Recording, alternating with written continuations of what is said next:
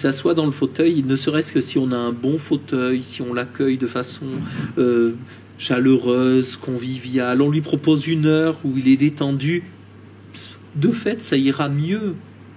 Mais c'est pas parce que ça va mieux pendant une heure que les choses ont changé. Il a vécu un instant d'une heure vraiment confortable, agréable, sécure. Et c'est les 23 autres heures qui sont importantes. C'est-à-dire que tout le travail qu'on fait là, pour moi, c'est un travail qui prépare, qui sème, qui fait germer quelque chose, mais qui va fleurir demain, dehors, dans la vie quotidienne. C'est là que ça doit bouger.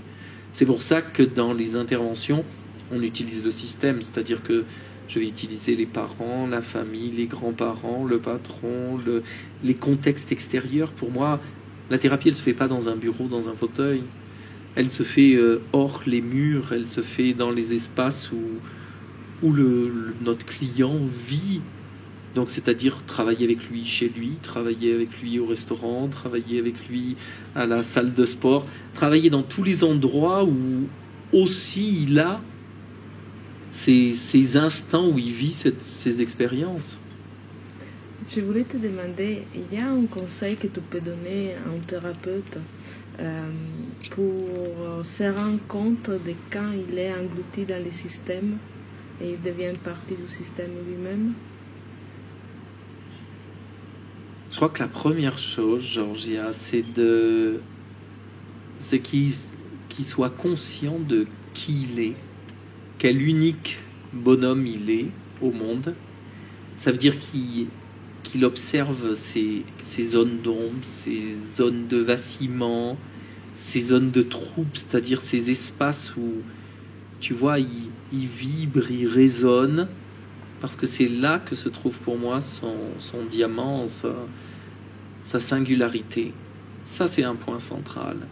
Et après, quand il est dans le système, pris, englouti, tant mieux.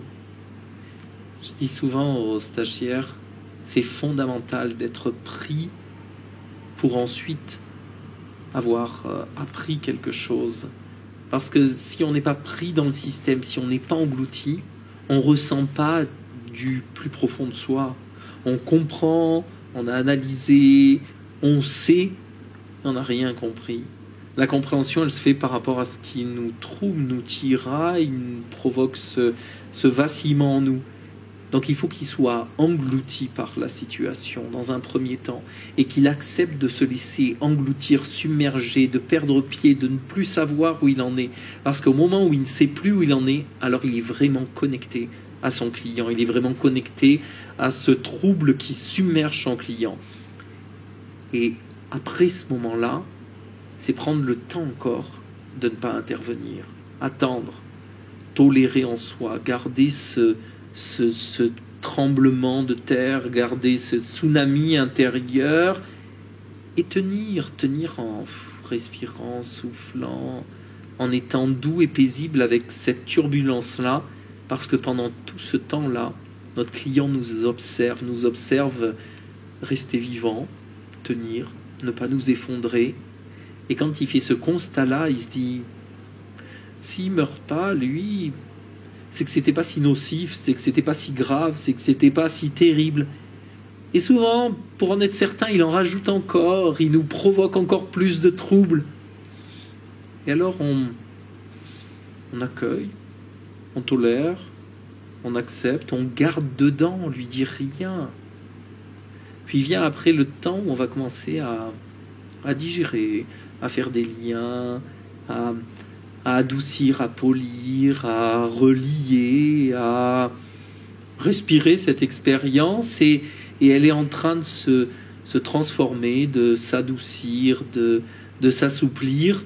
Ça y est, le continu, le fluide, le mouvement est en train de s'installer, mais il ne peut être là, ce mouvement, que si on a accepté d'accueillir, de se laisser submerger au risque de se perdre. Il faut avoir cette confiance, cette foi, qu'on ne va pas en mourir, qu'on ne va jamais se perdre, qu'on a notre axe qui nous tient. Il faut avoir accepté de garder dedans ce mélange explosif pendant un certain temps. Seulement après, on prend le temps de digérer en rajoutant rien. Et c'est dans le temps dernier seulement qu'on intervient. C'est-à-dire qu'on lui propose lui, maintenant d'entendre quelque chose, de regarder quelque chose avec d'autres lunettes, de mettre peut-être de la légèreté, de l'humour, du ludique sur ce qui s'est passé, de commencer à rire et de s'amuser sur ce qu'il vivait jusqu'alors et qu'il connotait, contre lequel il se débattait, contre lequel il agissait de façon si armée, d'en repérer le futile, le fait que c'était ça, c'est.